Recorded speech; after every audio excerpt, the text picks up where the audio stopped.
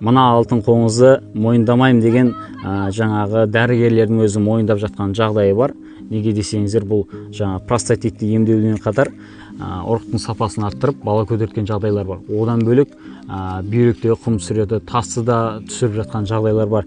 Оның бір мысалы ретінде менің жаңағы жиен ағамның досының досы, ол қазір бұрындар Астанада, қазір Ақтөбеде жұмыс істеп жатыр.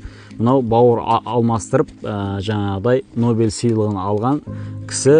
Сол кісі өзі жаңағыдай больницада жатып, осы операция жасатардан алдын алтын қоңыз ішейін деп, осы алтын қоңызды ішу арқылы бүйрегіндегі тасын түсірген болатын. Енді осы алтын қоңызды бүйректегі тас түсіруге болады екен деп іше берместен, алдымен анықтап алу керек, қаншалықты үлкен кіші екен, УЗИ түсіп барып. Сондай жағдайда сіздерге жаңа бүйректегі тасты егер үлкен кішілігіне қарай ұсына аламыз.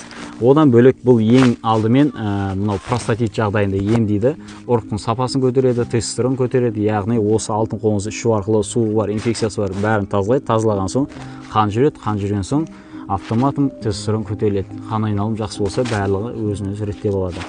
Енді осы алтын қоңызды алып ішіп емделгілеріңіз келсе, маған Халық емі Нұрқали деген Instagram, TikTok парақшамдағы профильдегі WhatsAppқа, номерге WhatsAppтан жазыңыздар.